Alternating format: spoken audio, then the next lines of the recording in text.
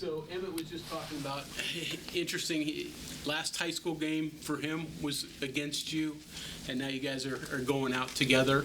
Got to ask him how that turned out for him. Yeah, he did. He did. He told us. He blamed a wrist injury. Otherwise, they Should have blamed that press that they put on us. So, I mean, just the opportunity this year here to play with him. What's it all been like for you? Yeah, man, it's been fun. It's been real fun.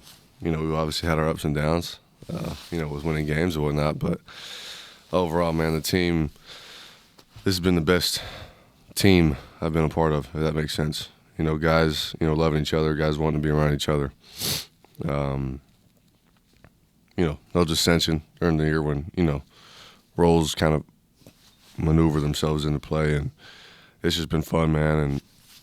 And, obviously we want to make a run into March.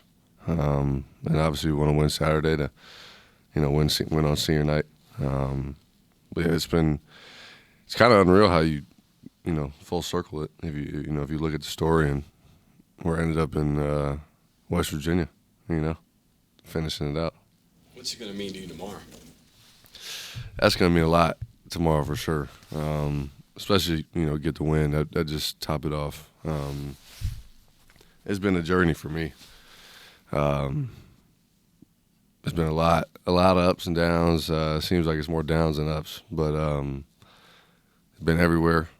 Been through pretty much everything you could think of. Covered every time zone. Every time zone. Every single time zone. I've probably heard every insult in the book from coaching. I've seen a lot of stuff with my own two eyes that's like, all right, this is basketball. This is high-level basketball. So, but just the relationships, at four schools, the managers, the staff, the medical staff, obviously, the program itself. It's just been fun. Building relationships with a lot of people, and, moving wasn't fun, but basketball was fun. Emmett says you're a totally different person off the court than on the court. Way different. How do you turn that switch? And it's crazy you asked that. I was thinking about this the other day, man. I was talking to he's my brother, but he's not my brother. This is like, basketball is like life or death for me. You know what I mean? Like, I give it my whole life to basketball. So it's like when I get on the court, it's just, it's literally life or death. You know what I mean? It's gonna be me or you. So,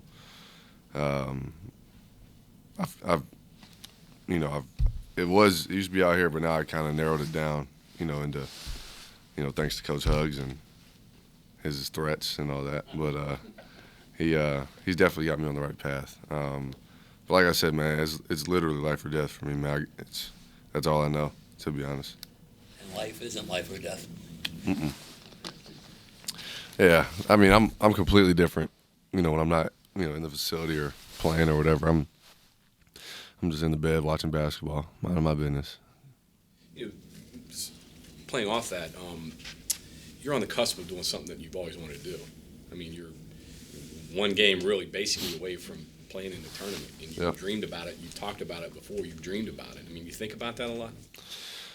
I try not to, because you want to go out there and play freely and, enjoy the moment and still have fun with it. We would love to win this game Saturday. That would just put us in the tournament safely. I think 17 wins. I don't know how many teams there's ever been to get into the tournament with 17 wins, but our resume and our strength of schedule and all the other stuff, I think we would still get in at the worst as like a play-in in Dayton. But winning this game and then, hopefully getting a win down there in Kansas City would just remove the doubt. You know what I mean? Just remove the doubt just so I can stop overthinking. How's senior night going to feel different for you after being at all different schools you've been at? I mean, you've been here for a year. It's not going to feel the way I wanted it to feel. I wanted to be, 4 years. Obviously, I didn't want to be in college for 4 years. I wanted to leave early, but I'm not blessed like that. But, if I was here for 4 years and this is, senior day, after playing here for 4 years, it'd feel a lot different. But it's still going to feel, emotional, and it's going to mean a lot. I've come a long way in my journey, and I've ended it back here where my dad's basically from, which means a lot. I'm going to have a bunch of family down here from Cumberland, and they've been at every game. So it's going to be I don't know. It's one of those things you can't really put into words. It's officially my last regular season college game. I had this same thing last year, but this one is for sure the last one. So I'm not sure how it's going to go. I have a plan how I want it to go, but I'm just hopefully go out there and get a win. It's Cumberland, Maryland, right? Yeah. Yeah. When you walk out there, will you take a piece of Wichita State, Nope. a piece of Kansas, a piece of South Carolina with that, or is it just West Virginia? I might take a little bit of Carolina with me, but and maybe a little bit of Wichita, actually. I learned a lot at Wichita. It's a lot of bad memories from that place, though. But Carolina and West Virginia for sure. That's the older part of my college career. Looking at basketball a different way, looking at the game a different way. Just being old, so. But this year by far is the best year, for sure. I won 23 games my sophomore year, but the team and the program and the fans, the league we play in, the schedule we've played, it's all around. It's just been the best year for me. Could it be, too, maybe because of where you are in your life? You're older, you're more reflective. Yeah, that's probably a huge part of it. I'm older and I'm more mature, and I can reflect on every stop I've been at and see which one really impacted me the most, and it was definitely this one. So yeah, West Virginia is always going to be a piece of me for sure. Erik, you're, that sophomore year team, you're probably going to the tournament, right? Oh yeah, we were in. Yeah. I don't know if you think about that at all now, but like Emmett was there too. Like close that one year, he was talking about how good that team was and could have been too. Mm-hmm. That was a pretty good team around too. He had a lot of scores, if I remember right. Yeah, we. I saw something the other day. Somebody tweeted every player that transferred from that team is averaging like something like 14 or more or something like that. It's pretty ridiculous. That team, if that team would have stayed together, it would have been something special for sure. We had the right guys. We had the pieces, we had the size, we had everything you needed. Just extra stuff. You know what I mean? Getting the rug pulled out like everybody did that year. Yeah. You were still in the conference tournament, right? Yeah, we were in Dallas. Okay. We were practicing at some high school in Dallas. Actually, we were lifting, about to practice, and we got the call, and that was a weird feeling. Yeah. You know what I mean? We heard in the hotel the night before, or actually it was that same day, I believe. I think it was when Rudy Gobert got his. He started messing with the mic. Then he ended up having it. We look at that and we're like, this is fake. We're about to go here and hoop, and went to the gym, lifted, and as we're putting on our shoes to get on the court, we got the call, and some of the guys were super happy. You know what I mean? Just because it was kind of that point in the year. You know what I mean? It was, but I was ready to get in that tournament, man. It's March, man. It's that time to go. Yeah, it was a weird feeling for sure. How much do you think about that during the two seasons that followed, and not really being as close as you are now? Like maybe you don't even get this year. When I was at Washington, after the year, after the tournament got canceled, I was hot, because we won for like 5 games when I was at Washington, man. And I went from 23 wins to 5 wins, and you guys know how competitive and how winning based I am. It was driving me nuts, you know what I mean? And I was just like, how did I go from being in the tournament to this, you know what I mean? And it was just driving me crazy, but yeah, it was definitely a shock. It was just different for sure.